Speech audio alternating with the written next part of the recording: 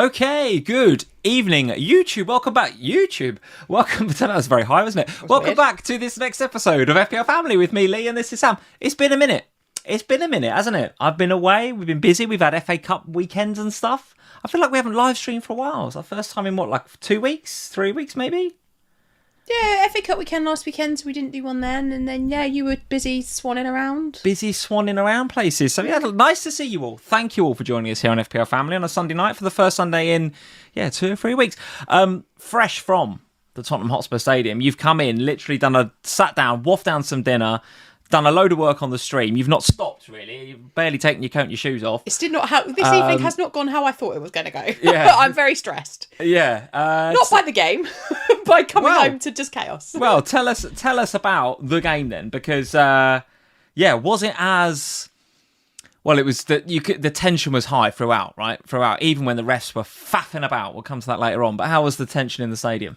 No, I don't think there was any. Oh. So you keep saying this. You kept going on about, there's loads of tension, everyone's going to be stressed, Spurs will get on their backs. None of that happened. Okay, all right. We were all quite... It was honestly the most chirpy atmosphere I've been in at Spurs for 2 years. You lose 4-1 to Arsenal and it's chirpy.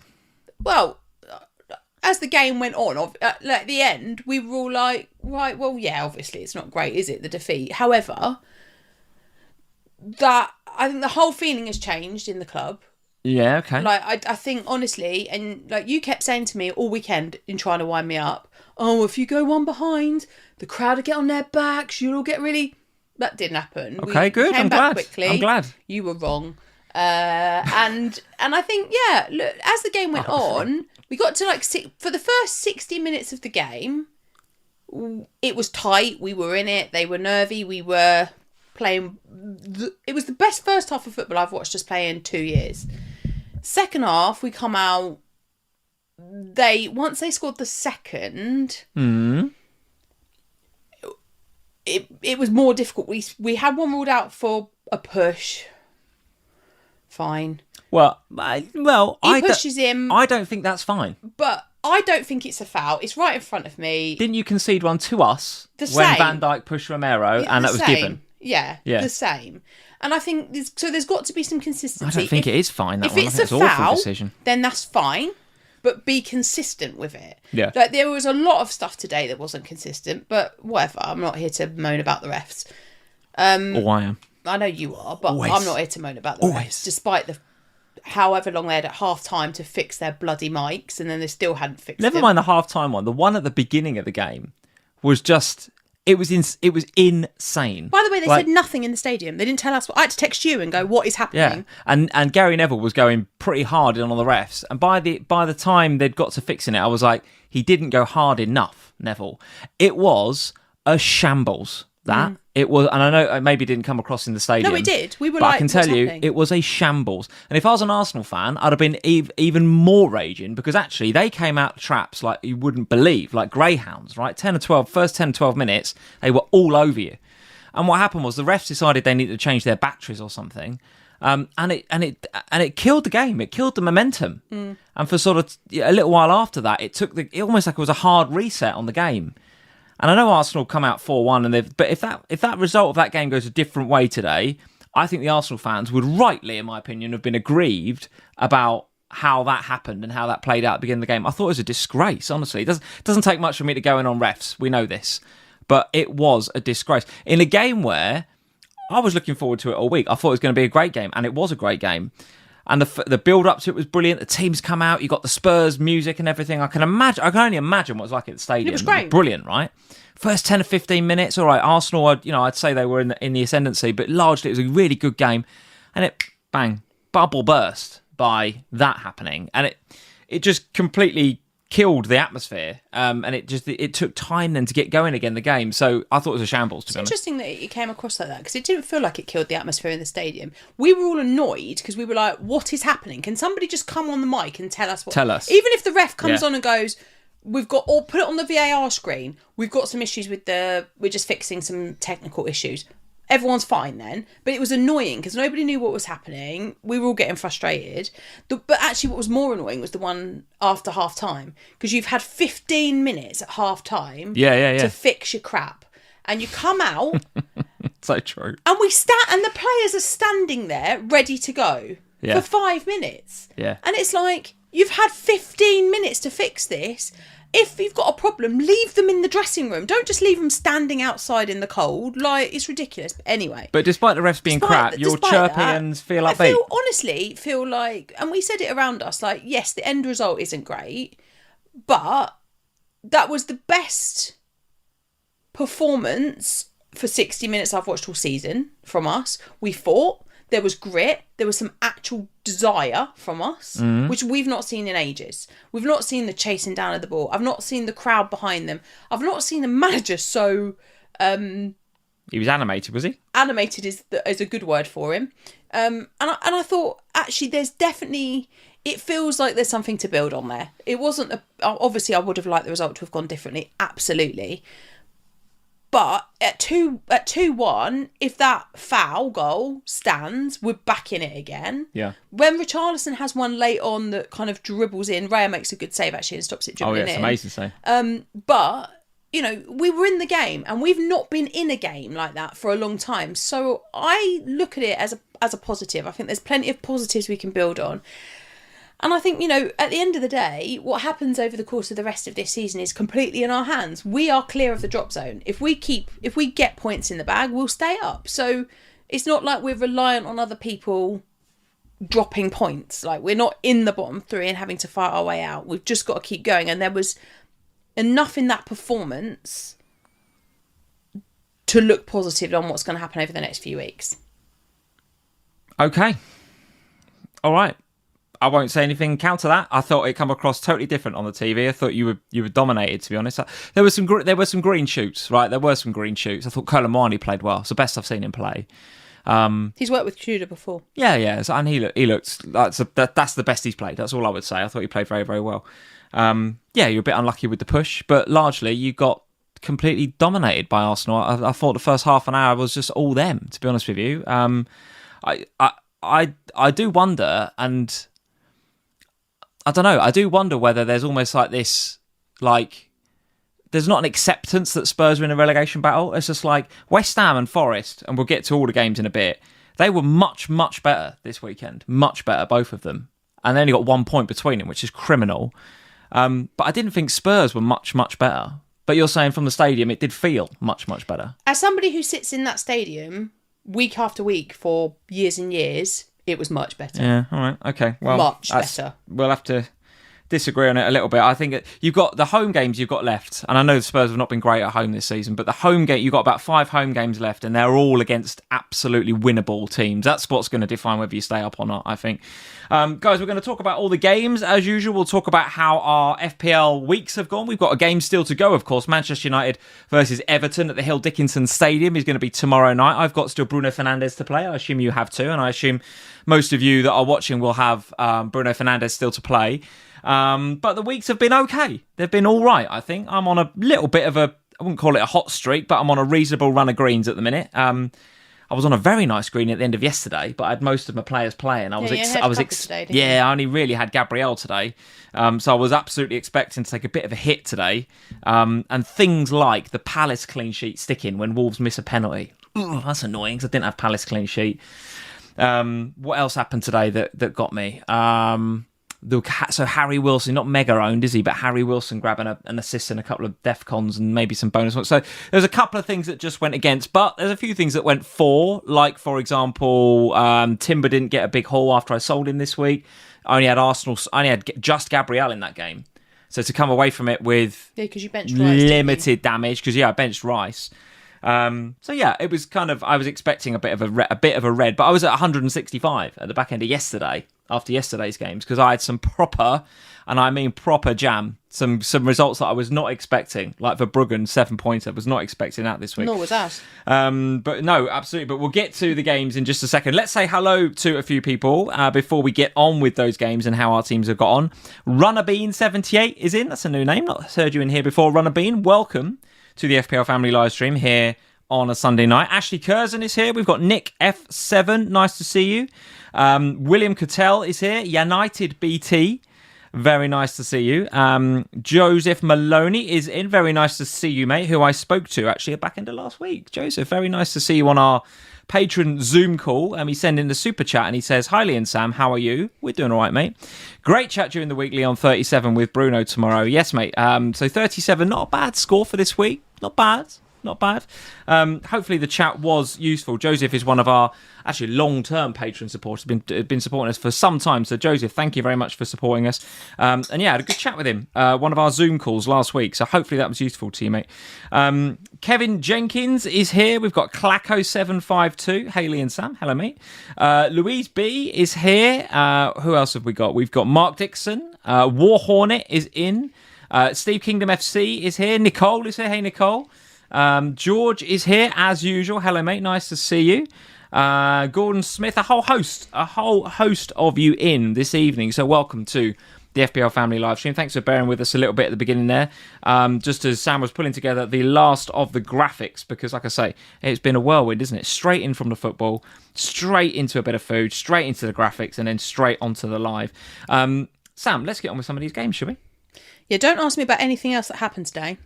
Right. Okay. Because I haven't seen any of it. So you'll have to talk about those, however many other games there were today, by yourself. But we can talk about yesterday. All right. I shall do my best. I'll do my best. Tell me then about... Let's start with one of those games from yesterday. And Chelsea won, Burnley won. Let's start there. So... in the end... One of the games... One of the players, I think, that coming into this week, you said, I should be captaining... I'm a bit worried that he's not in my team from your perspective, was João Pedro. And after 4 or 5 minutes, I thought, oh, God, she's absolutely right. I should have captained him. And I bottled it, guys, honestly. You were faffing like you can't believe about the captaincy. Do you know what? I've never seen you be like that before. Yeah, I was very, very indecisive about captaincy this week. Yeah, I've never seen that from you Very, because we went on Sky Saturday morning, and I had it on João Pedro, for those of you that caught us on Sky on Saturday morning.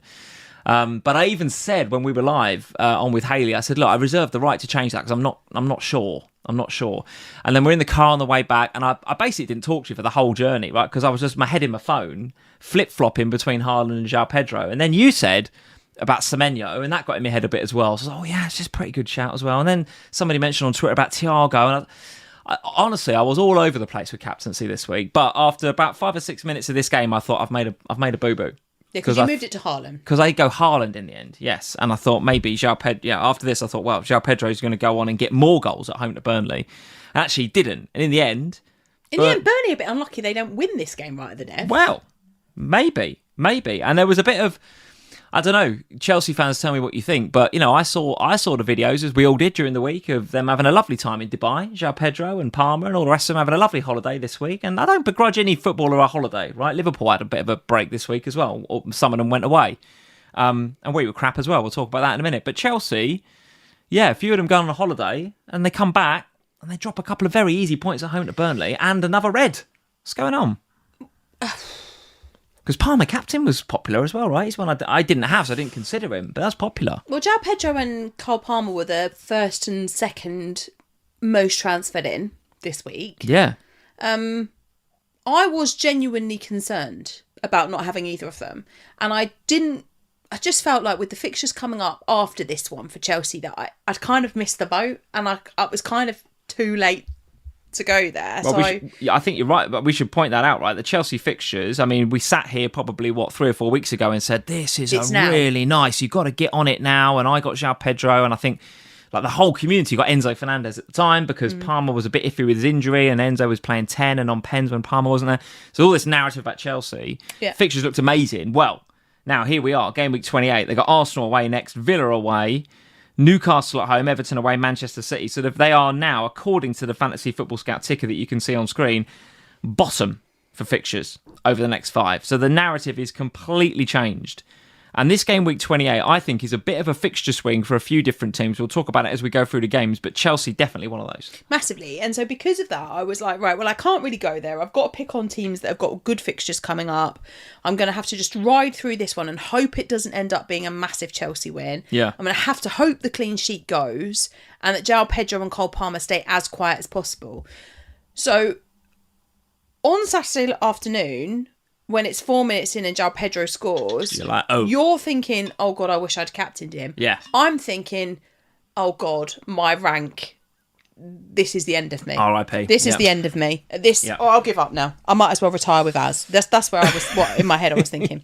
Anyway. Stop having a go at Az, I please. love Az. I love Az so much. I love him so much. Only he could sell a goalkeeper that then clean sheets. He made, and I'm sure he won't mind us saying it. I'm pretty sure he put it on Twitter. He made the goalkeeper transfer from hell this week, didn't he? Verbruggen to Kelleher.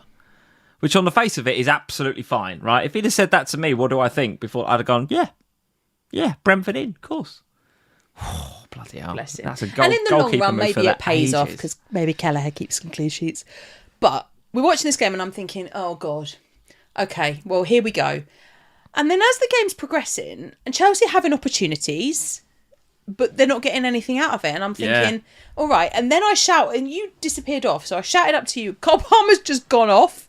And you were like, oh, okay. Did he look upset and all? Oh, he was furious. He was fuming that he was being taken I think off. rightly so as well. Rightly so. Well, so he goes off and I'm thinking, okay, one bullet firmly dodged. Because he was, at this point, I didn't obviously know what was going to happen with my captain, but he was a heavily captain player and I'm thinking, heavily transferred in, heavily captained, bullet dodged.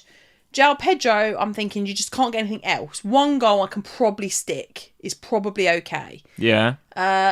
It got better for me as the game went on because then Burnley wipe out the clean sheet. The player gets sent off. Burnley wipe out the clean sheet and that causes João Pedro to drop in bonus points as well. So actually for me, I was quite pleased with the way that this went from an FPL perspective. Do you think they got a bit complacent, Chelsea, here? I think they did massively. They've got to kill this game off, haven't they? They've just got to go for the jugular. It was one of those where they had so many opportunities in this game. Yeah. They had so many chances to kill this one off. And they didn't take them through one thing or another. On a different day, they score 4 or 5 early on in this game and kill off Burnley. And they don't come back into it. But when you leave a game at 1-0...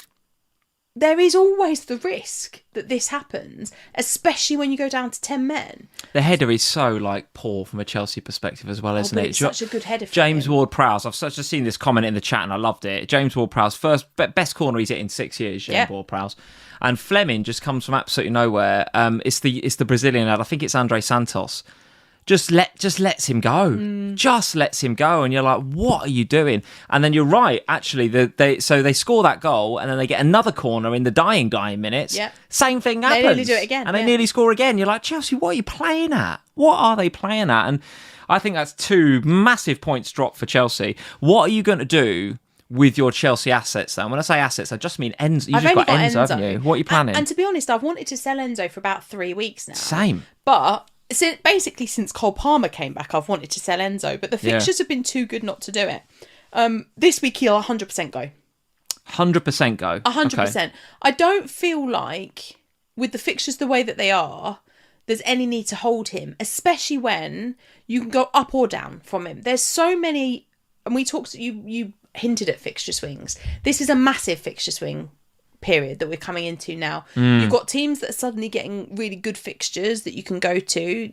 Brentford are one of them, despite the fixtures, the result this weekend. But there's a load of... Liverpool swinging as well, despite the crap performance today. Yeah. Yeah, well, same as Brentford. I think there's a number of options that you can go to right now from Enzo that look more likely to be involved in the attacking returns. Because this is the problem with Enzo, is that over the last couple of weeks... his involvement is... I mean, the underlying numbers are still weirdly there, but they're not... But he's not returning the FPL points anymore in the same way that he was a few weeks ago. So he's an easy sell, I think. What would you do? So if you were a João Pedro owner then, or if you were a Palmer owner, what would you do with those guys? They're more difficult. Yeah. They're more difficult. Yeah. Because they are performing. Well, Palmer didn't this week, but... and for managers that have just bought them in, I think you kind of have to stick with them a little bit. Now, if you've just bought João Pedro and Cole Palmer in this week, given the fact that we've got a blank game week coming up and you've probably got Arsenal, Man City and Palace, maybe you've got Wolves assets, you've got to find a way to deal with them, surely, ahead of dealing with somebody like Cole Palmer or João Pedro. Well, I'm in a stickier situation than you because I've got Enzo and João Pedro. But your team, having wildcarded and got transfers in the bank, is in a much healthier position than mine is, because I've got all these players that will or probably will blank in 31, right? I said this a few weeks ago. I've said it on the Ohana podcast, if you've been listening to those on a Thursday via our Patreon, is that, you know, I've got 3 City and I've got 2 Arsenal now. And 1 transfer? I've only got 1 transfer coming up for this week. Yeah, I did have Guiu as well. I sorted him out this week. I've got Dorgu still sitting there. Praying he's back. Do you know what? For the first time, because weird, isn't it? Because in my head I was just like, well, Dorgu's out. Like, he's out. So he's a problem I've got to fix in 31. But you said to me when we were walking around town Saturday, you were just like, he might be back by then. I thought, she might be right, actually. So I was trying to work out how long he's been out for, and therefore how many more weeks it is. So I did what every good FPL manager does. I go down a bloody rabbit hole, didn't I? I started looking at his agent's Instagram. Right. And his agent's Instagram has got videos of Dorgu in the gym, and it says he'll be back, you know, if not immediately, then he'll be back, you know, back on the pitch soon with a sort of strong emoji. I was like, oh. Well, if he's got a month. He's got a month. Maybe Dorgu just stays. I don't know, guys. Like, what the hell? Maybe I just ride out the Dorgu injury the whole time. Ridiculous. So if Dorgu does look like he's back for 31, I might just keep the bugger. Do you know what I mean? It's ridiculous, isn't it? But I still have Enzo and João Pedro. I love the fact you stalked his agent. I know, stupid. That's what we do as FPL managers, isn't it? This is the levels we go to. I mean, of all those things to stalk. Silly, isn't it? But just go and check on the Man United website. Oh, that'd be silly, wouldn't it? No, stalk his agent. Of course, Sam. That'd be silly, wouldn't it? So because of those 2 Chelsea boys sitting there, and because I got the Man City and the Arsenal assets still sitting there, and Dorgu, it's like, well, I'm not blessed with tons of, you know, luxury transfers that I can make between now and 31 to get an 11 out. So actually, the Chelsea boys moving João Pedro or Enzo is a bit of a luxury for me. Like, I don't really want to have to spend one of my transfers doing that. Yeah. So João Pedro, I think he can stay. Oh, for me, sure. he can definitely stay. Enzo, what's their game in 31? Who have they got? Let's have a look. Good question. Manchester City at home. No, that's 32. Everton away, which is fine. Feels okay. You can definitely play. Whether you want to keep Enzo is one thing, but João Pedro, he's absolutely fine to hold. And if you've got Palmer, he's fine to hold as well. And I've had to look at my team. I've sort of had a look on FPL team about the next couple of weeks. I could bench Enzo. Like, Enzo is benchable for the next couple of weeks. And then maybe, so Arsenal away, maybe I bench him. Although the way that Arsenal are starting to concede goals, let's not beat around the bush, you know. Villa away, mixed form from Villa right now. Newcastle, Everton. So I don't know. I mean, I don't want to, right? And I saw as I was coming onto the live stream, I got a little fix notification on my phone saying Enzo due to drop in price 80%. So people are already, I've seen it in the chat, people are already jumping off of Enzo. It sounds like you are as well. I want to, but I don't know if I'm going to be able to, as well as get 11 out for game week 31, unless Dorgu gets fit. I don't know. It's interesting though, isn't it? Because I think like my planned transfer this week was to go from Enzo to Florian Wirtz. Maybe this is a little segue into talking about Liverpool in a minute, but obviously then while I'm walking into the Spurs or towards the Spurs stadium, I get a text from you to say Wirtz was injured in the warm-up today. Yeah. And I thought, should we move it on to that then? Because I don't think we're not discussing Burnley other than fair play. They got a point, but it's still dead and buried, aren't they? You're still not going to invest from an FPL perspective, are you? You're not going to get any Burnley players in. No, we're not getting anyone there. But let's jump to that today, and let's jump to Forest 0, Liverpool 1. I have so much I want to tell you about this, guys. But go on. No, because I want to hear about your Wirtz thing, right? Because I did text you to say just a heads up because I knew you were thinking of Wirtz, if not for this week, then next. Well, yeah. And he then does an injury in the warm-up. Now, Slot come out after the game and said he felt something in his back. Now, you've got to be careful with backs. I mean, you put your back out, you're done for the season. So he felt something in his back, didn't want to risk him.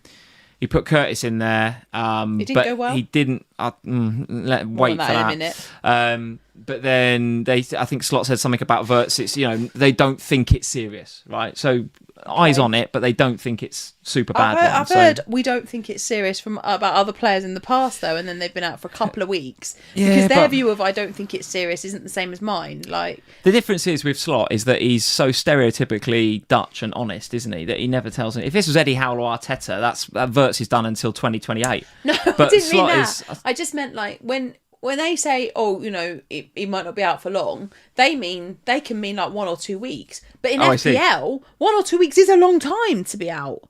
Do you know what I mean? Yeah, sure. It's different, isn't it, between what they think and what we think? For sure, we got to keep an eye on it. But I don't think it's going to affect him. Like when you saw the performance today, I mean, bloody hell, they just didn't know what they were doing without him. Frankly, it was just awful.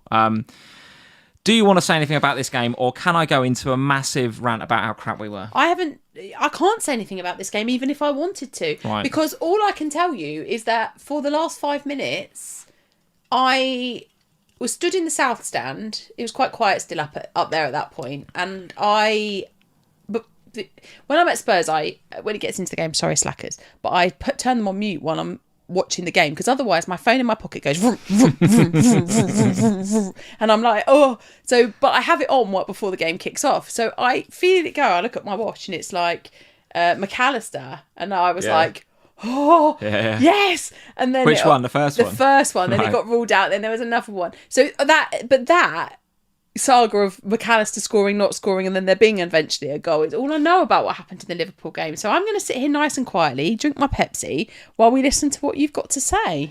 Well, listen, George is in the chat. He says, Bonfield, be positive, you got 3 points. Mate, I am over the moon that we've got 3 points out of this game, because let me tell you, that was complete and utter daylight robbery. We've gone to Nottingham Forest today with a mask on and a cape and a bag of swag. We've stolen 3 points, and we are running back to Liverpool faster than you can say top 4. Honestly, it was one of the worst halves of, and we've had some crap with Liverpool so far this season, haven't we? Oh yeah, we have had some crap. Let me tell you, that first 45 minutes was utter bullshit.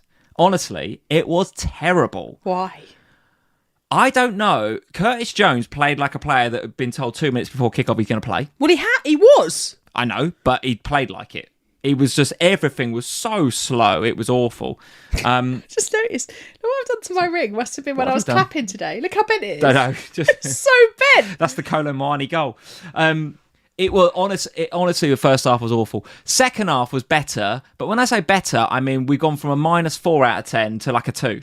Like, it was so bad, Sam. Honestly. So, okay, but it can't just have been that Florian Wirtz wasn't there.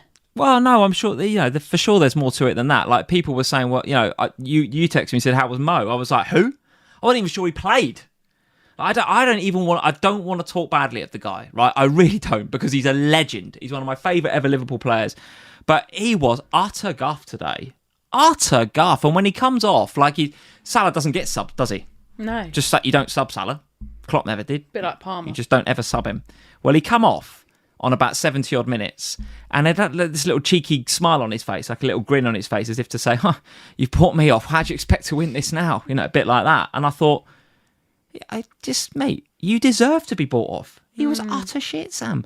And then young Rio comes on, right? Rio Ngamoa, who I think, he's 17, right? 17. So let's ease him in. Let's be careful with him. I understand that.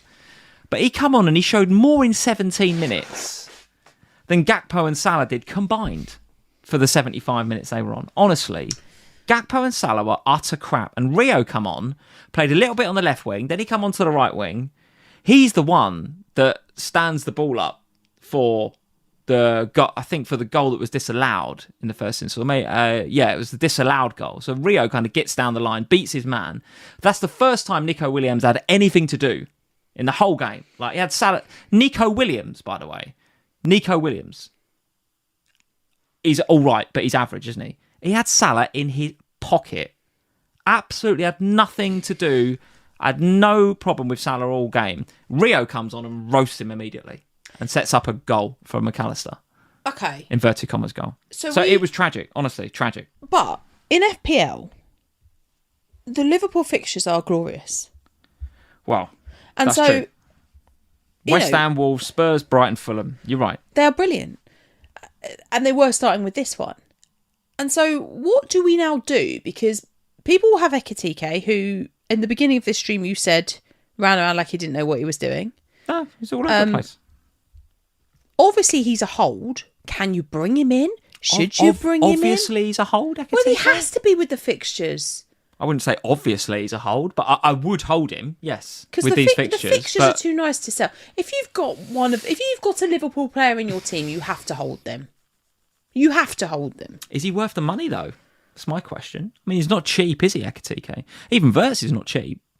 No, but Lee, the fixtures are so good. You can't, like, I appreciate what you're saying. I haven't watched it. Maybe when I watch it on the highlights later, I'll be like, yeah, definitely don't keep him. But in my head, this is a great set of fixtures with a team that have got... Right. That you've got like, surely there's desire and there's... You can still make the top four. Of course we can. Of course we can. We're joined on points for top four. So if you've got Ekitike, yes, you hold. But I'm not... I wouldn't be bringing him in. I'll certainly be bringing Salah in. So who would you bring in?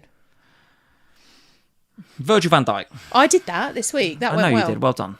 It went very well. And you should hold him for the next few weeks. I will. I plan to hold him for a long time. Yeah. That doesn't mean that Alisson didn't have to bail us out a couple of times. Did. And Forest played pretty well. It seemed like Forest played well. But is Virgil the only one? Because this fixture run... I still think if you're looking to lose Enzo... do you still think Szoboszlai? I still think Szoboszlai's up there as an option. I do. Okay, Now, I know how was he today? Well, he played at right back for most of the game, didn't he?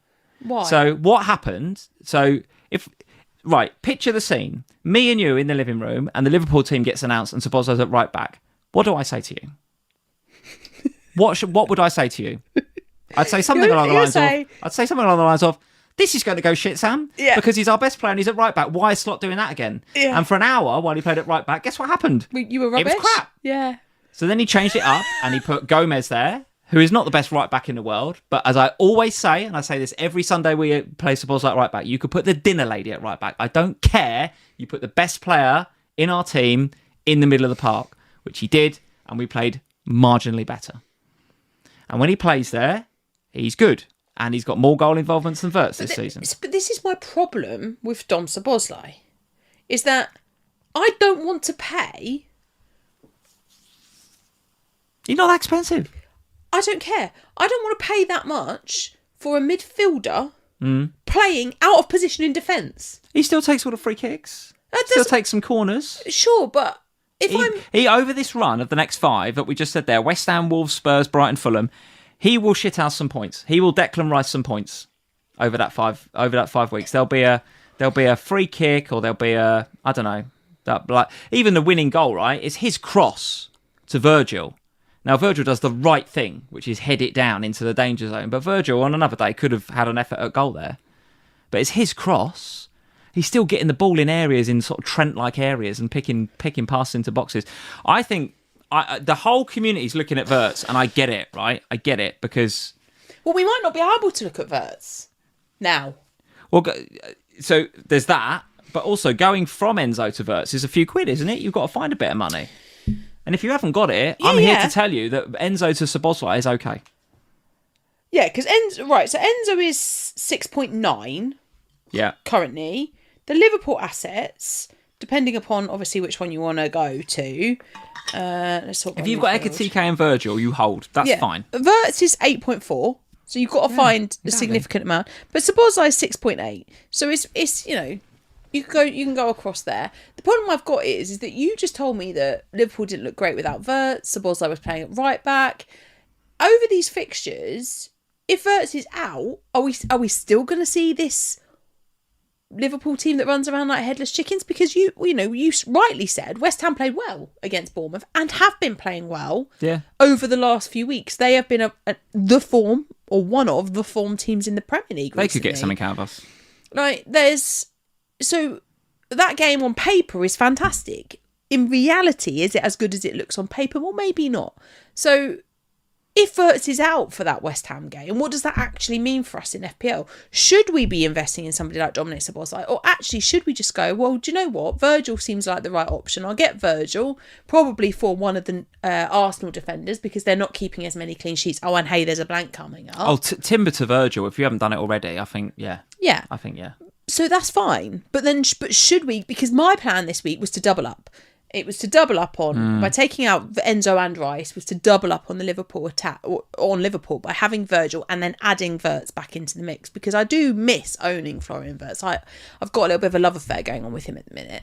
But obviously, if he's out, I'm going to now have to wait. I'm not going to have to do that straight away. It's going to have to be a wait and see. I'm going to have to decide what to do with Enzo in the meantime, because he's probably going to drop in price before I get to the point where I know what's going on with Florian Wirtz, because we're not, unfortunately, going to be in a place where we've got another press conference from Slot, because you haven't got a midweek game that we can kind of cling to and go, well, I might hear on Tuesday night ahead of a Champions League or maybe whatever. not. I'm not. So listen, I don't want to put anybody off Wirtz. If he's fit, he's a good pick.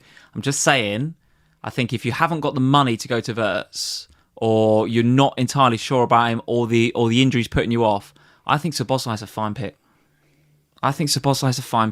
If you've just got one free transfer and you desperately want to get rid of Enzo Or Rice. or Declan Rice, I think Szoboszlai is a fine pick. Okay. Honestly do.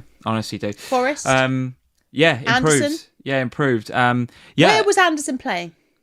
In a more advanced role, actually. Interesting. Yeah, Okay. in a more advanced role. So yes, he was still doing a lot of the DEFCON stuff. Yeah. So, and I think he, I'm almost certainly got it again. Chat, you can tell me. I'm almost, I saw a tweet saying that's like his 12th consecutive DEFCON or something ridiculous. So he's still doing all the Anderson stuff. Yeah, he did. Got 19 of them. Mad. Absolutely mad. So he's still DEFCON monstering it up, but he was in slightly advanced positions. He did take a couple of shots on today. There's one that whistled past the post that Alisson was watching, right?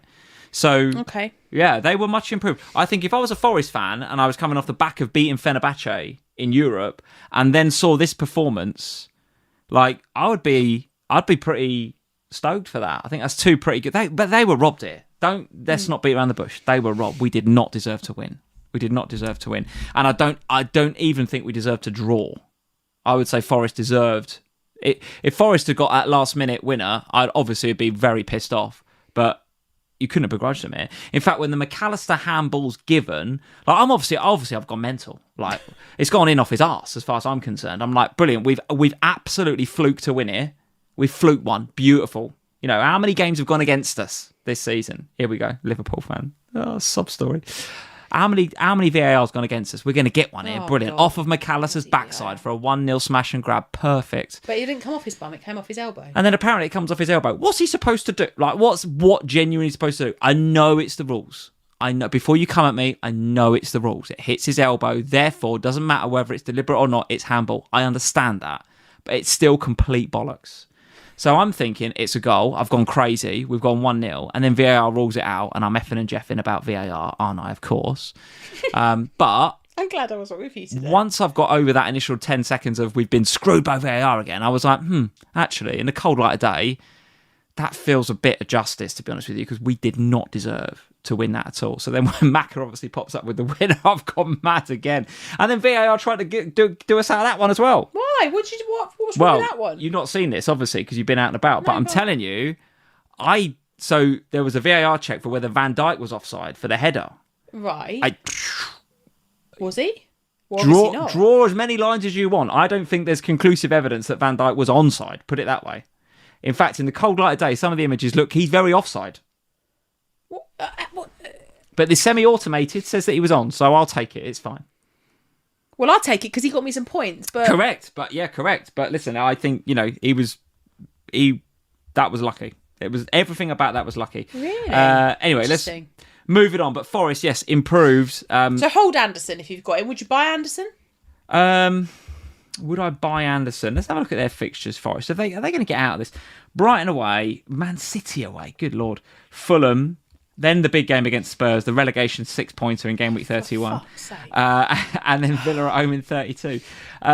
Would I buy Anderson? I don't think I would still. But that's because, unlike I was called on Sky on Saturday morning, I'm not a boring FPL manager. Oh, you are boring. I'm not boring. Oh, leave from FPL family. You are boring. The fact that Anderson, if I was boring, the fact that you moved the captaincy armband from João Pedro to Haaland because you are an absolute wimp and boring as hell. Get the finger coming out. You are boring. You are Hayley McQueen was 100% correct. You are boring. She called me boring, didn't she? No, she didn't call you boring. She called you boring. Okay. And you were. Well, this boring manager is quite a lot higher than you in FPL. Still a boring let's bastard. go to Saturday. George is in the chat. He's not going to enjoy this one. Brentford 0, Brighton 2. George! What happened, mate? George, what happened? Where are my points? What happened? genuinely would love to know your thoughts on this, George. He did put a couple of comments in the Slack over the weekend. He said that they weren't good. As usual, George goes every game to Brentford, right? George said that at home, and they were not good. To be fair to George, I'll call him out when he's wrong. But before the game even kicked off, when the team sheet came out, and your Michael Coyote state your case, that went well. When Michael Coyote wasn't in the squad, George said we won't win this game. Well, see, George is in the chat now. He says, no Coyote. That was it. It can't be. It's got to be more to it than that. George said before the game even kicked off that they would not win the game without him. And alas, they did not. Okay. All right. So maybe he is... Well, I did more important than just the long throw-in. Well, I did mention on Sky when we went there, he was my differential for the week, Michael Coyote, because there was nothing. It wasn't just for the week. It was for the next few weeks. So if he comes back next week, okay, thanks. You might get away with it. Thanks, I'll take it. Yeah. Mine didn't do well either. But when I was doing that state your case, I was talking about the fact that he's got more final third touches than any Brentford player. Yeah. He's created the second most amount of chances after Damsgaard. He progresses the ball well. So he is important to them. So George is absolutely right. And why wouldn't he be? He watches these guys week in, week out. He is important, but I just struggle to believe he's that important that they would lose 2-0 to, let's face it, a struggling Brighton side. And make Brighton actually look good. And make Brighton look good. Zeitgul and a few others in the chat saying Thiago missed a few. Maybe there's a bit of XG underperformance there from Thiago.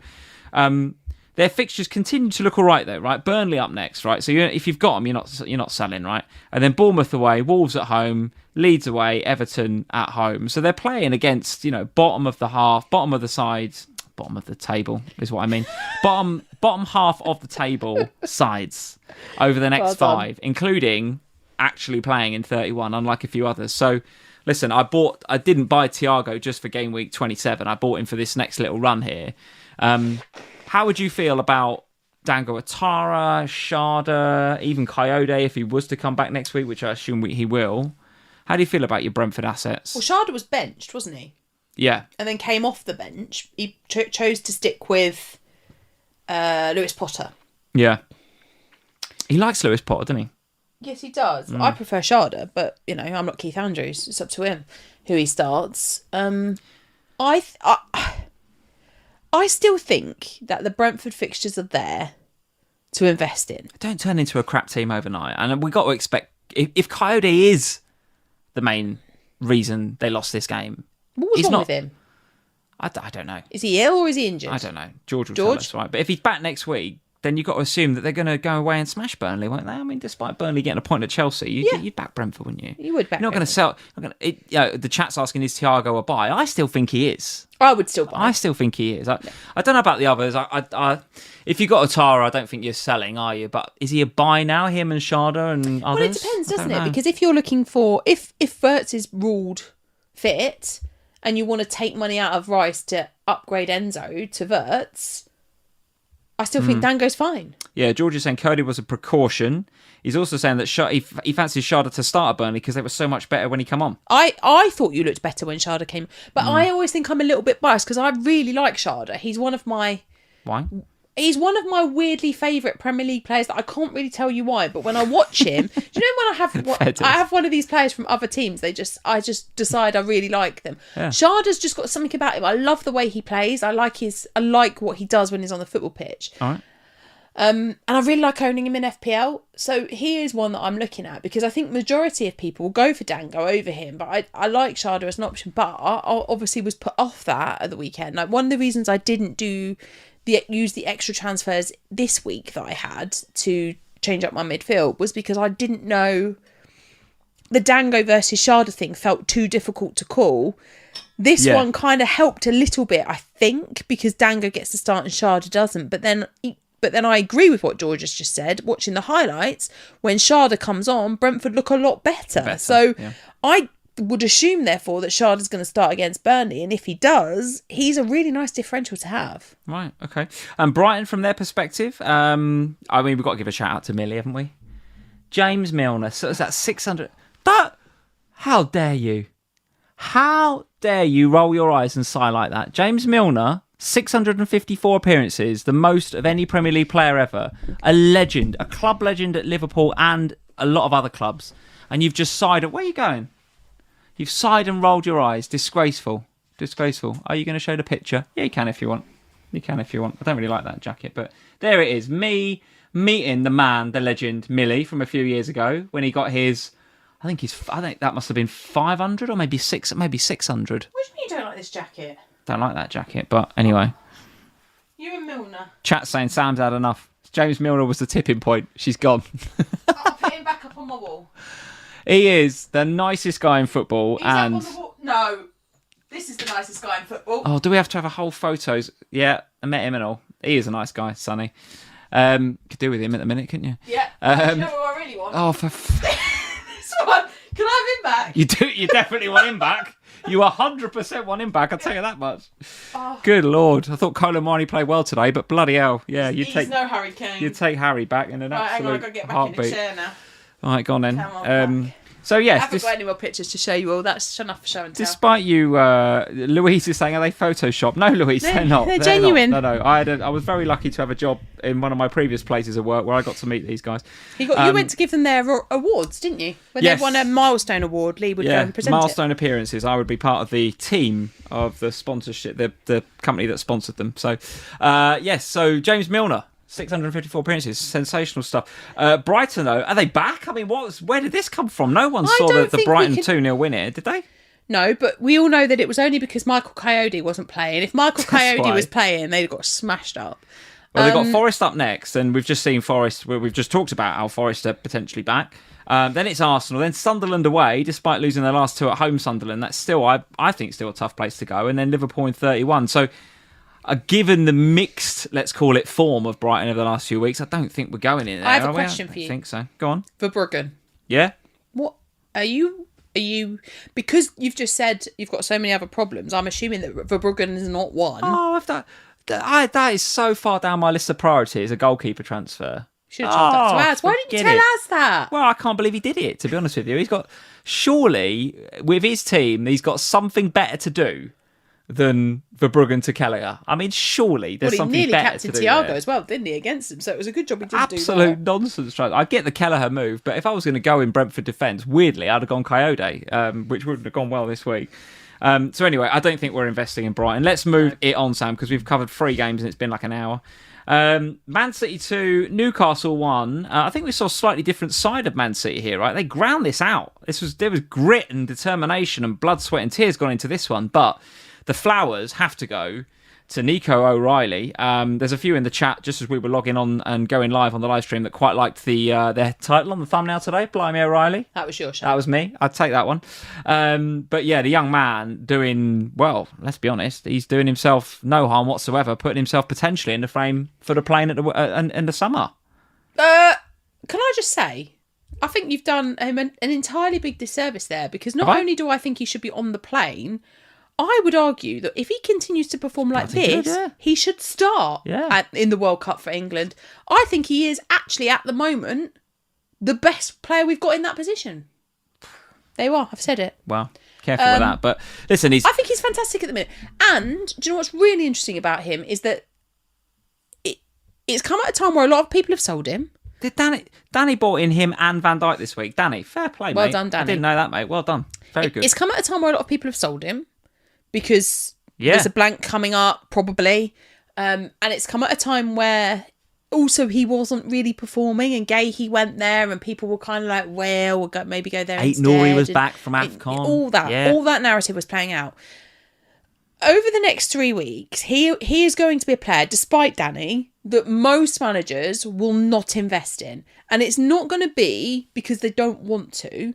It's going to be because either they've already got the triple up in Manchester City like I have, or it's going to be because they are like you and have so many issues to deal with anyway that adding another Man City asset in is just not going to be the one. Do you think this is a bit of a blind spot, though, for engaged FPL managers? Because the casual manager won't have an eye on 31. They won't see it as a blank, and they'll just go, well, he's got 17 points, I'll get him. Maybe, but I think what it has done for me is, in my head, one of the things that I had kind of started to rule in was playing through 31 with 10. Because in my head, I thought, well, at some stage over the next few weeks, if City blank in 31, they're going to have a double game week. And I'm going to want my 3 Manchester City assets. So, and I'm also going to want to keep Gabriel. So therefore, why don't I just keep my 3 City assets and Gabriel and play through? However, what Nico O'Reilly has done over the last couple of weeks has just made me reconsider the back line. Because one, if I was to sell Gahey, I could have a full 11 out for game week 31. And going into 32 with my transfers, I could save some money and have Nico O'Reilly for a potential double game week for Manchester City, which doesn't feel like a downgrade with the way that O'Reilly's playing in the minute. In fact, it feels like an upgrade considering where Nico O'Reilly is playing on the pitch. 100%. So I think what it will do is it'll just make people reassess. Either it'll make people think, I'll do it now, and maybe I'm free hitting in 31, and if that's your plan, do it now. But and again, here's the difference between you and a lot of others, including me, is that you're thinking, well, if I get him, then I've got to think about benching him or play with 10 in 31, but at least then I've got him for after. Whereas I'm thinking, I ain't getting him because he'll be on my wild card in 32. Right. So if I'm sitting there with a wild card, I'm almost certainly not getting him between now and 31. I'll get him in 32. Yeah, sure, bring him in a wild card if he's still box crashing from an 8-10 position. Absolutely. Yeah, it's great. But having played the wild card, there's a bit of an advantage maybe that you have by saying, well, I'll get him now. All right, I've got problem to deal with in 31, but I've got the transfers to deal with that. And then I've got him in place for 32 and the double whenever that comes.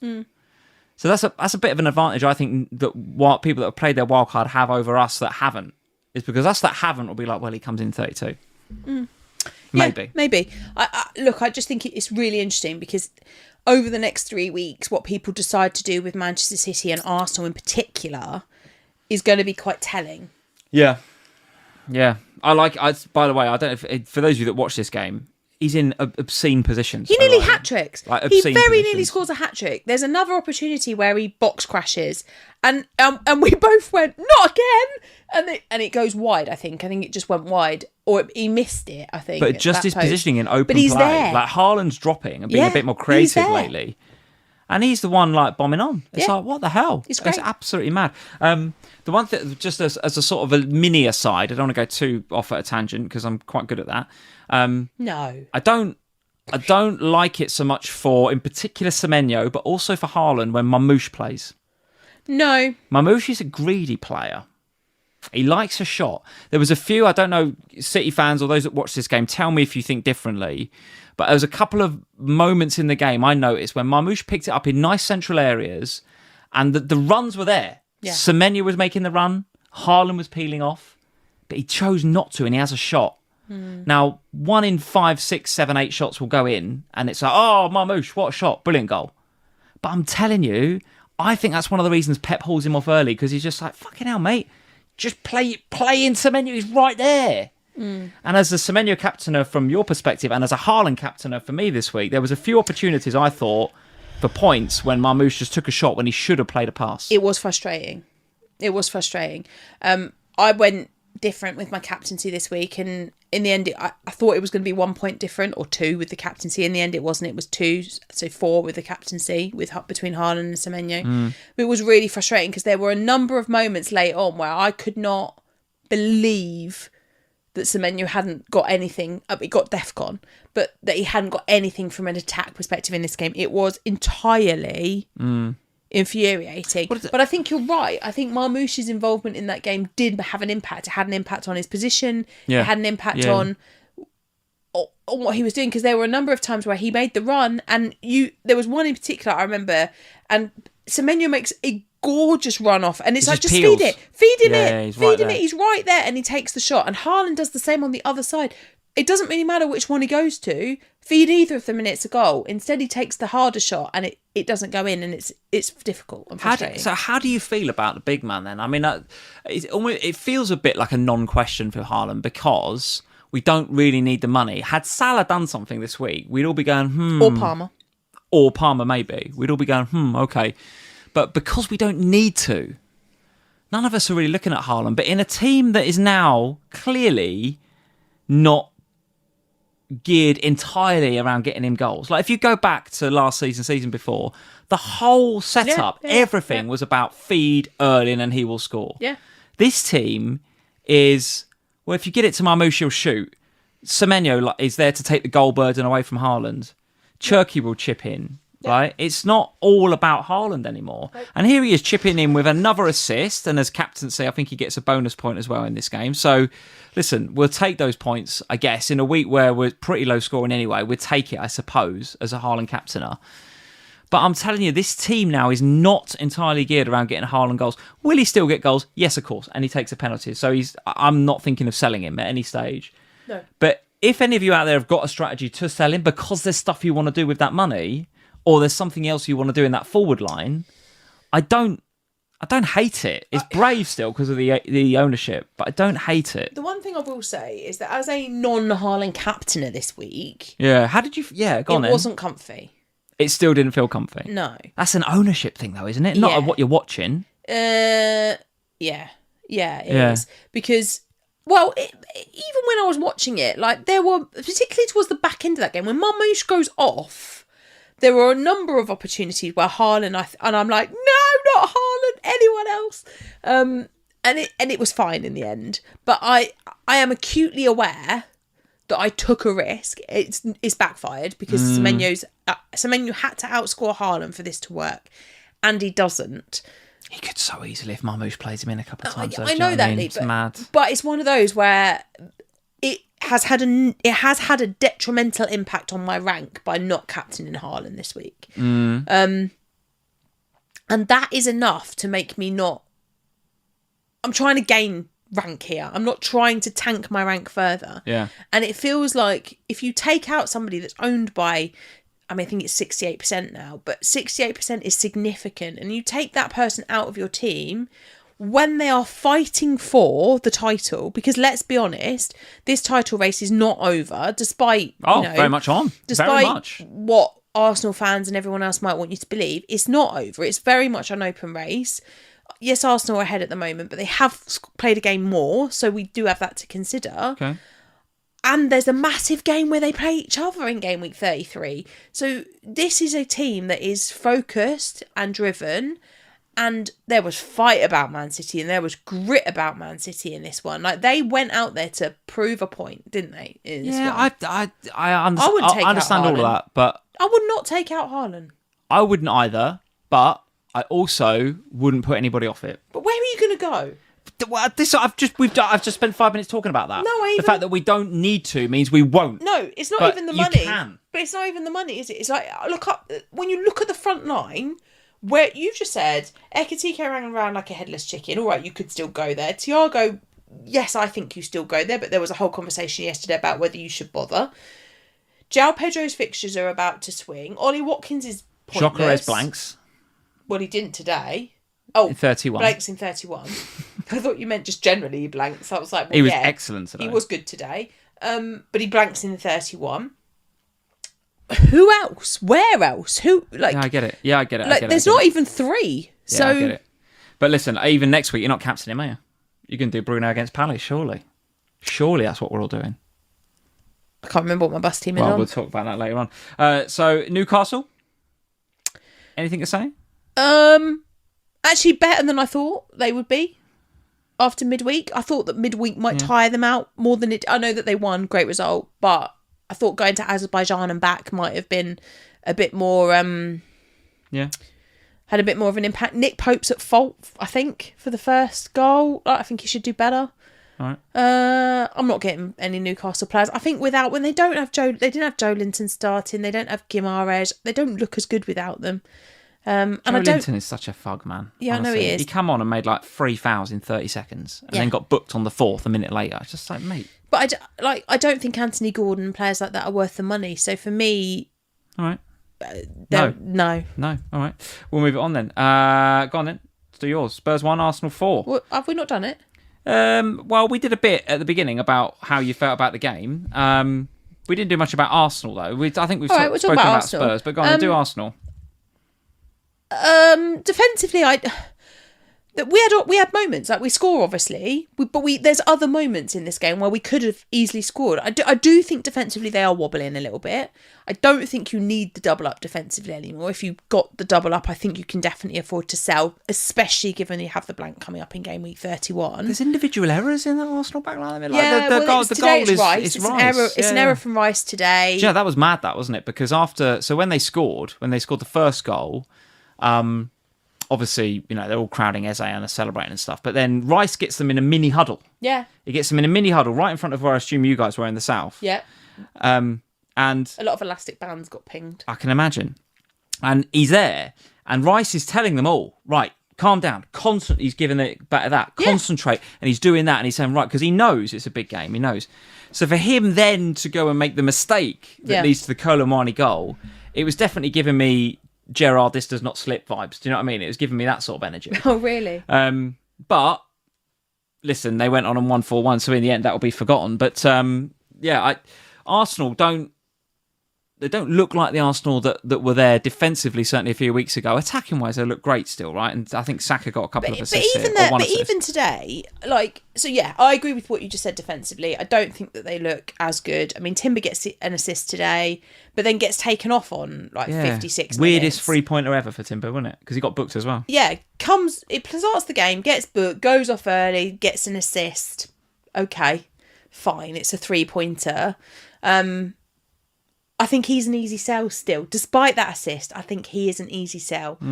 Gabriel, because it's an assist, but it's like it's not really. The Gyökeres goal is a world, isn't it? It's a great strike. It's just a pass. It's not a great assist. It's just a pass. Gabriel, I still think is a hold. I think Gabriel is a hold. He's a threat from set pieces. It's like every time they got a corner, particularly in the first half, every time they got a corner, obviously it was right in front of me, and I was just like, I feel really uncomfortable. I feel very uncomfortable about this. And he's a threat. So I think he's a hold. The rest of them, though, it's really interesting, isn't it? Because I was impressed by Gyökeres today, but I haven't been over the last few weeks. He turned up today, no doubt. He was fantastic. He was. Eze, great today, but he was great against us when we went to the Emirates. But in other games this season, he's either not started or just been. Well, they were saying on Sky he's not had a shot on target. Yeah. Since he scored that final goal against you last time. Yeah. So and those two were the two stand-up performances for me today, watching it from the stadium. From the Arsenal team, those two were the best two. But they're not. I wouldn't invest in them from a FPL perspective. Yeah, even if they weren't blanking, I still wouldn't go there. Yeah, all right. Saka and Rice are more interesting because they're the more heavily owned assets. Saka was decent enough today. Rice was fine. He got DEFCON. I don't know, I think, are they immediate sells? No. By the time you get to game week 31, given the two fixtures that follow the blank in 31, you probably will, I will sell Rice. And if I had Saka, I would sell Saka. Okay. But I don't think you necessarily have to do it today or this week. All right. Okay, very good. And for a bit of Spurs chat, you can rewind to the beginning of the pod where we spoke about Spurs. What else, Sam? What else? I mean, from an FPL perspective, a very quick shout out to Anton Stack because that's an unbelievable goal. Anton Stack, what a strike. That free kick. If you had Stack in your team, I mean, you're out your chair for that one. That was an unbelievable strike. If you've not seen it, go and have a look at Anton Stack's goal at Villa Park this weekend. Tammy popping up with another one. Low-key just making himself... He's just there, isn't he? On the FPL radar, he's just... When does Ollie Watkins get dropped for him? Well... what, you mean in terms of starts? Well, soon, I'd imagine, based on what we're seeing. Yeah. Soon. I mean... And if he does, is he a more interesting pick than Morgan Rogers? Well, so that's the question, I think, because we've all I really am got, telling you... What do you want to do with him? With Morgan? What, Morgan Yeah. You want to bin him off, don't you? I have wanted to bin off Morgan Rogers do it then. For weeks. For who? But the problem... Well... So this is the problem, Lee, because for weeks now, I'm actually really... Every time I hear his name, it makes me angry. Why? Because he's been so utterly terrible for me. I appreciate angry, that there was a week a couple of weeks ago we got that 10-point haul. Yeah. What are you whinging about? Because for the rest of the time, he's taken up a space in my team and he's utter guff. And I just want him out of my life and not to see his face anymore. Wow. But because it's so Did not know damn there's so much infuriating, hatred for and Morgan yet Rodgers. the fixtures are so nice, and it's one of those traps that I said this 4 weeks ago on a Q&A with Az. I'm going to fall in an Ollie Watkins trap because I don't want to own him. Everyone else is investing in him, and I don't want to. Who's getting Watkins? Rodgers, sorry. Oh, right. He's been increasingly getting more and more ownership. I don't want him. Why are people buying him? He's utter guff, but the fixtures are nice. So I have to stay invested because the fixtures are nice and everyone's invested. Oh my God, honestly. How is it, if you, like, why are you so chirpy about Spurs and, like, this vitriol for Morgan Rodgers? Where's this coming from? I'm not really. But, like, I've not said I'm going to get any Spurs players in FPL, have I? No, not at all. But not yet. I'm sure they're coming. Well, I've still got... You got Van der Ven, haven't you? Yeah, but he just sits there looking pretty on my bench. That's what he's there for. Until I need a bench boost. Morgan Rodgers is infuriating. He is an infuriating FPL asset to own. Well, look, it's Wolves, Chelsea, Man United, and most importantly, West Ham at home in 31. So I, for one, given the amount of problems I've got, won't be selling him. It sounds as if you are bidding him off tonight. I can't sell him because he plays in 31 and he's got good fixtures. Okay, good. Does anyone else feel like this about what? Is it just me? Just you feels this way about Morgan Rodgers. I'm fine. I'm a little bit frustrated, but like he gets every now and again pops up with an 8 or 10 pointer. Every now and then's not bloody good enough. He's my third midfielder. Oh, Lord above. Anyway, let's move it on. Despise of him. Morgan Rodgers is fine. He can sit Somebody tell him. Somebody send him a message and tell him, please. He owes us a lot of FPL points. Last couple of games, Sam. How on earth? I need to go back to here. Did West Ham not beat Bournemouth at the weekend? How on earth? Do you know what? I thought that this game was going to be anything but a 0-0 draw. In my head, going into this weekend, and in fact, we had a chat with Clinton Morrison about this game, didn't we? And I said, no, I think Bournemouth could get something out of this game. But I didn't think it would be a 0-0 draw. I expected some sort of chaos goal scoring because both sides defensively have had lots of kind of... there's been some question marks. That's a bit nicely. I bought James Hill in this week. That was my timber sacrifice so that I could afford Thiago, as I got James Hill in this week. That went well. Well, I'm going into this game, I'm thinking, well, he's going to get the 4, won't he? Because he always gets the DEFCON, so he's definitely going to get the 4. Did he, this week? And what happens? He gets the clean sheet and no DEFCON. Well, you take it because you got 6. And not only that, but I'm not sure that he was even that close. Yeah, look, if you scroll down a little bit here, 7 he got, so he wasn't even that close to the defensive contributions. I don't know what the difference was in this game between this game and other games, but listen, I will absolutely take the 6 and run because West Ham battered them. Well, I benched Senesi this week on the basis that I thought West Ham would score because West Ham have been great going forward. Yeah. But I was... Anybody you hate in this game? Anybody that you want to take out? No, I really like Senesi. I think he's nice. I like James Hill as well. In fact, I really like Jared Bowen as well. So there's a lot of... And do you know who I really like?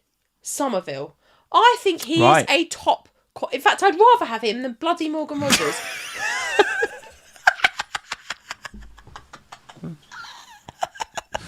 Oh, poor old Morgan. No, don't poor old Morgan. Poor old Morgan. He owes me a massive return.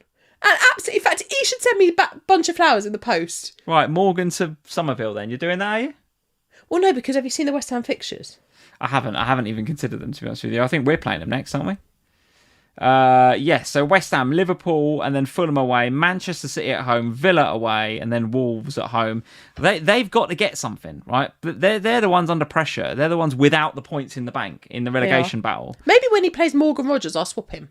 I'll swap him over. Well, I mean, Liverpool away, Fulham away, Villa away is 3 of their next 4.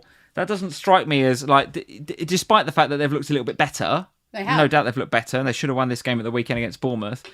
Doesn't strike me as a bunch of fixtures where I want to invest in West Ham. No. And they need points before they get to 32 and the game starts to turn a little bit better. They're going to need points because over the next 4 weeks, Forest will get points, you'll get points as well. So West Ham do need to buck their ideas up, no doubt about it. Bournemouth, though, holding on to them. Yeah. Senesi, you'll hold. I got Senesi. Ryan, Krupi. You got Krupi, right? I've got Krupi. I was really reluctantly benching Krupi this week, and in the end, he didn't get anything, so it was okay. I really like Rayan. Now, that is a quality player. I tell you what, they've done it again, Bournemouth, haven't they? They've done it again. He looks sensational. He is really good. And so my plan, 2 moves this week, were to do, and for game week 28, were to do Enzo and Rice to Rayan and Verts. Now, obviously, I can't do that at the moment because I've got to keeping wait. Rodgers, though, doesn't it? Yeah, fucking Rodgers. Honestly. That's 2 swears you've done today. Do you mind? Good job we don't monetize these things. Please, could you... Right. I'm going to have to put not safe for kids. Could you please go back at the end of this and listen to how many times you sweared in your Liverpool chat? That's okay. I can swear about my own team. You can't swear about Morgan Rodgers. Oh, like I that. can. No, you can't. Oh. He's not that bad, I'm going to get a dartboard and still at George's in. Stop with the F-bombs, Sam. Sam, George. FPL family, not FPL swear at Morgan Rodgers.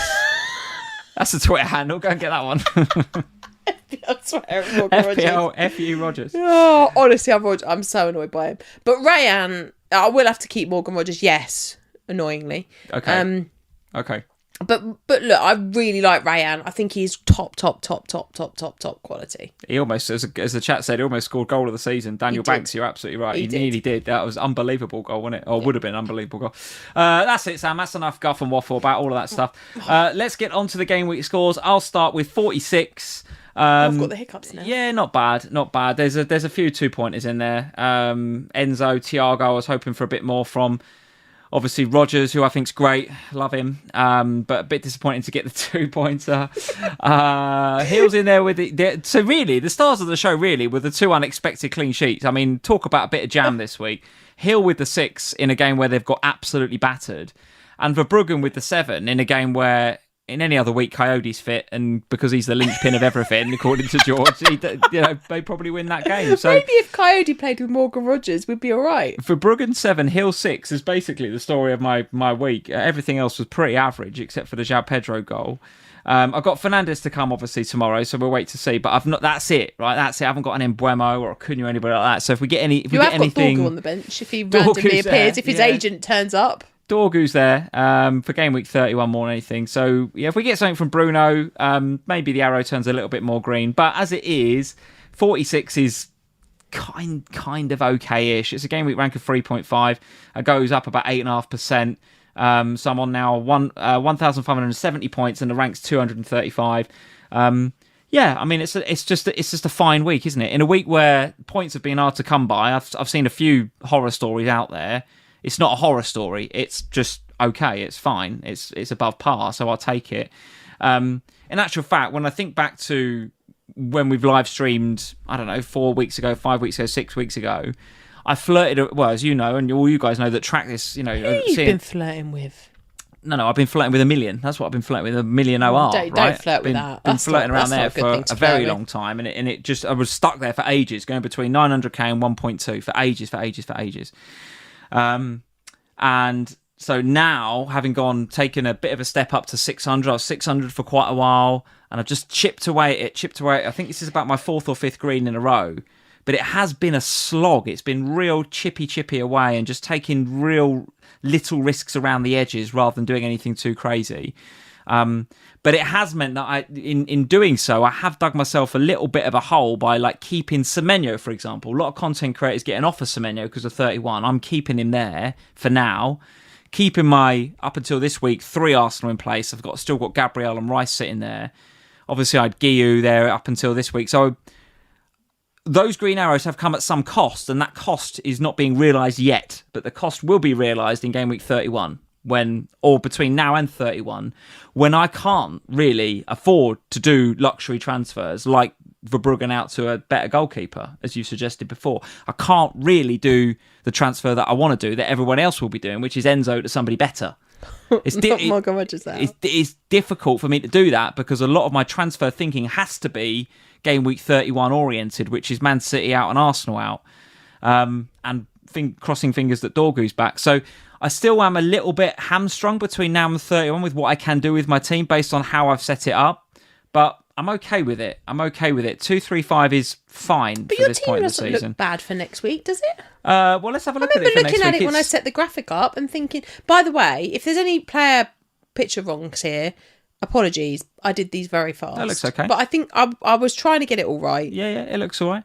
I mean, if a lot of my game weeks tend to go with how City get on, right? With Gay, Semenyo and Haaland sitting there, the last few weeks they've done great, right? This week, not so much because it's, O'Reilly was the star of the show and they conceded a goal. So that's why the game week's a bit average for me. But those three sitting in there tend to dictate how my game weeks go. I've got João Pedro against Gabriel. Don't really like that very much. But Thiago's sitting there against Burnley. That's fine. Rodgers against Wolves, fine. Even Hill at home to Sunderland. Sunderland just lacking a little bit of form. Maybe the season's catching up with them a little bit with 2 home defeats in a row. Hill is fine at home to Sunderland. So, yeah, I don't know. I'm not looking at my team and thinking that's a complete, car crash for next week, as you rightly say. I think the captaincy, I think most people are going to go for Bruno as well. I don't think it's going to be a week to go a bit rogue. I think Bruno's going to be, unless something happens to him tomorrow, right? I think Bruno's going to be the captaincy. So, yeah, I'm probably going to stick with it and try and roll again next week. I will try and roll because currently sitting there with 0.5 in the bank and only 1 free transfer, I feel like I'm in a not very flexible position and I don't like it. I'm a bit stuck with my team at the minute. Okay. Doesn't need a wild card, but I can foresee me being quite jealous of looking on Twitter and X and the Slack and what you're doing with your 2 free transfers and everyone's, I'll do Enzo for this. And like I would love to do Enzo to Szoboszlai next week. That's my team is missing Liverpool, right? And the Liverpool fixtures look good, as you've rightly said a couple of times. Enzo to Szoboszlai I would like to do. But it's a luxury I probably can't afford. Probably. Because you've got 1 transfer going into 28. So you're going to have 29, 30, 31. You're going to have basically 4 transfers, aren't you? Yeah. To get your team ready for 31. Yeah. And you've got Gabriel, Rice, Semenyo, Haaland, Gahey. and Gahey. And maybe Dorgu. And maybe Dorgu. So you've got 5 transfers to deal with 5 players in the hope that Dorgu is fit. Yeah. Yeah. Basically, yeah. So I don't really have a lot of room to move and do anything too sexy. You have to keep Enzo, I'm afraid.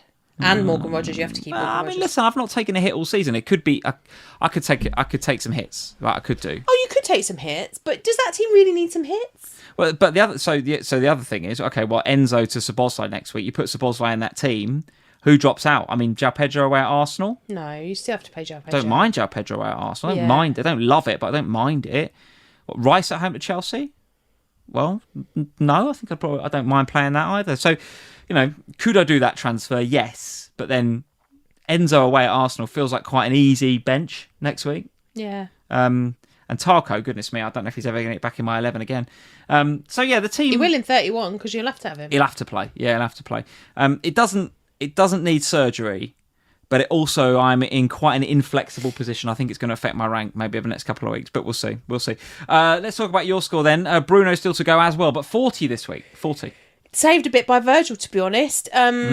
Difficult week. And weirdly and unexpectedly difficult week. I liked my team for this week, and I was like, actually, I feel like we're quite well set up. I had 4 free transfers going into it, and I thought, well, I'll use 2. I'll get Thiago. He's bound to do well.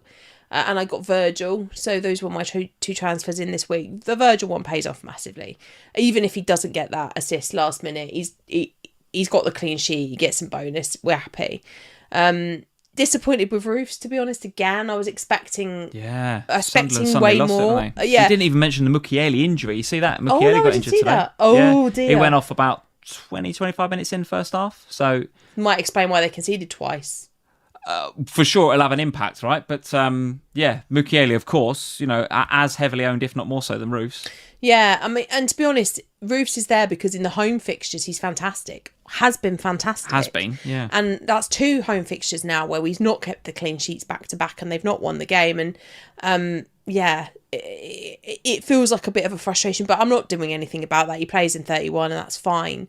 It's a pretty it's a close game week, isn't it? Look, if you look at my score, so what did I get? I got 46 and I'm at 3.5 for the game week, whereas you're on only 6 points less and it's 6.4. So it's very tight. Doesn't feel like there's despite what I said, I remember saying this to you as we coming into this game week, I thought it was going to be a very high variance game week. It doesn't feel like it. It feels like it's been a bit of a... Because a lot of the big players that we were expecting to do stuff just didn't really. They didn't really perform in the way that they did.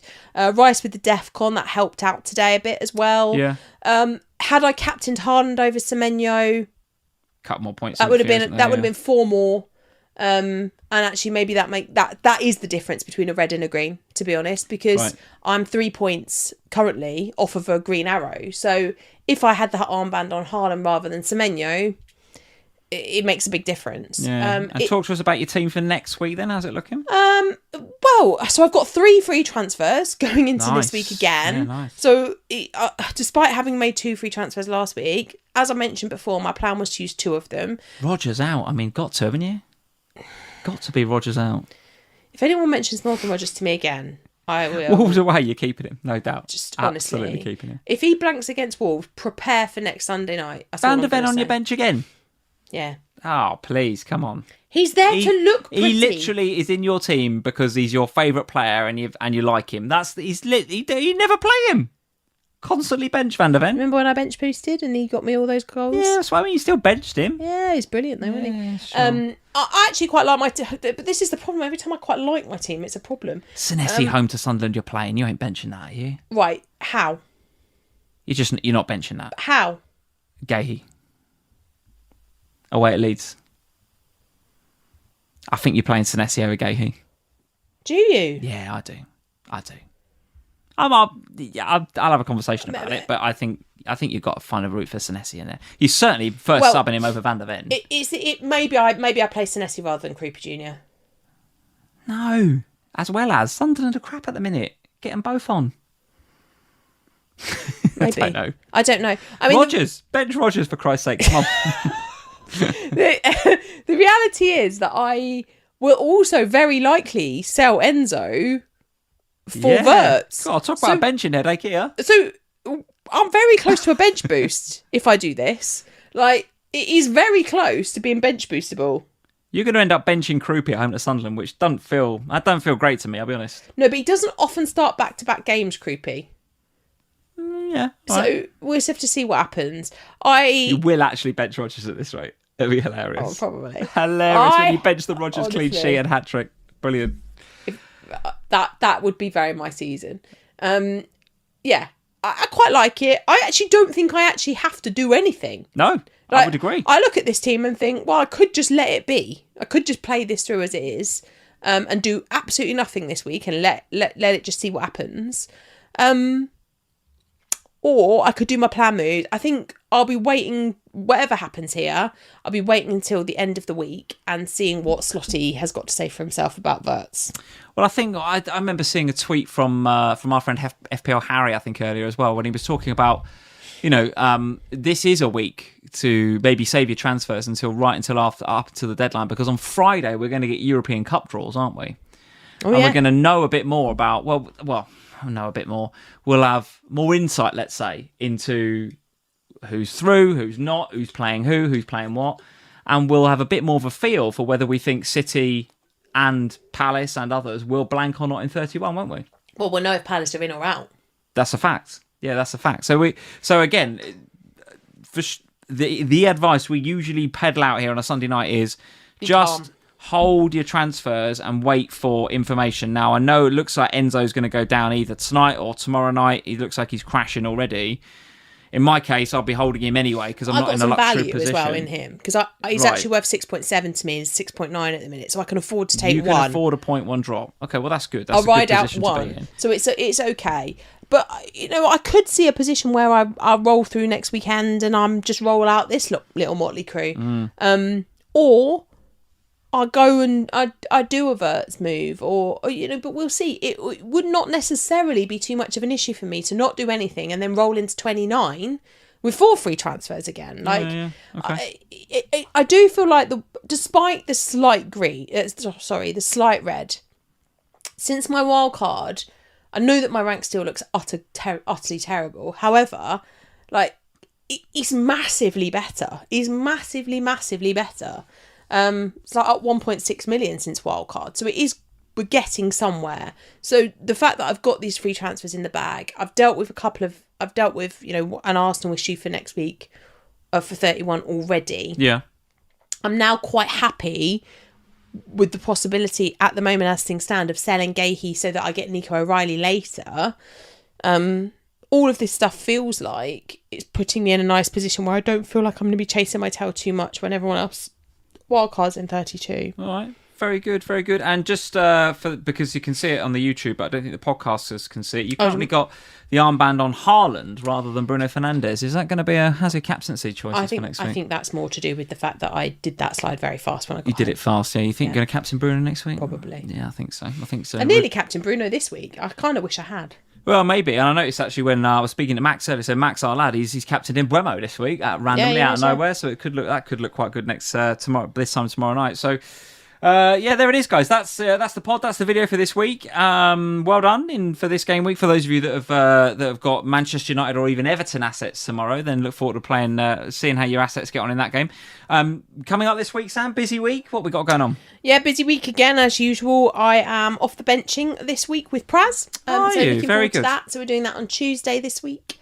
And then obviously the FPL pod will be back on Thursday this week. We'll be back on Thursday evening with our Ohana podcast previewing game week 28. 28? Yeah, 28. And we'll be recording that as the Thursday evening fixtures finish. So that will give us an insight into what's happening with Crystal Palace and all of those guys and the progression. Thanks to everyone listening to that, by the way, the Ohana podcast. There's loads of you listening to that. But obviously, as you guys know, last year we put that behind the paywall. So it's only the slackers and the patrons that could listen to it. But this year, it's in front of the paywall. So you can go and get a free account over on Patreon, patreon.com/FPL family. And you can download and listen to our game week preview. Every Thursday we put it out, actually. And even a couple of weeks ago when there was an FA Cup break, we still did a podcast. It was like an Ask Us Anything podcast. So if you're interested to hear about other areas of our life, if you're interested in that stuff. I don't talk about Morgan Rogers. What is the Winter Olympic sport that you really want to do? No spoilers. You have to go and listen to the podcast if you want to go and find out what Winter Olympic sport Sam really wants to do and that I absolutely don't want to do. And so we're going to go and do it together? We're absolutely not going to do it together. But that Ask Us Anything is still live over on Patreon, so go and download that. That's evergreen bit of content, right, guys? There's very little FPL in there. You can go and find out some more stuff about us. But if you are listening to that podcast, thank you, right? We've had loads and loads of, literally thousands of downloads of that podcast since we made it free. People are interested for free. So if you are having to listen to it, thanks for listening to that. That will come out again on Thursday. We'll do another Ohana podcast. So get over to patreon.com/FPL family to go and get access to all of that stuff, as well as the different tiers in which you can come and support the channel. That's it for this week. Well done for this game week. We will see. Good to be back, isn't it? First of all, good to be back. Yeah. Good to be back. We're going to go and watch Match Today. You can go and see what I saw on TV. I'm going to go and have a 5 minute of chill out. You go and chill for 5 minutes. You can see how bad Liverpool were today against Nottingham Forest. I'm just going to get upset watching it again. Well, you've won now, so we've maybe won. you watch it calmer. I will watch it much calmer. I'll be fine. I'll be fine. Yeah, all right. I'm going to go and just make sure that Morgan Rogers is all right. I'm just going to go and make sure that Morgan is okay, because if he's watching... Morgan, if you're watching, for God's sake, pull your socks up. I need some points from you. There it is. On that note, we will end. Like, subscribe, all that good stuff. We'll see you next week. Cheers, guys. Bye, guys.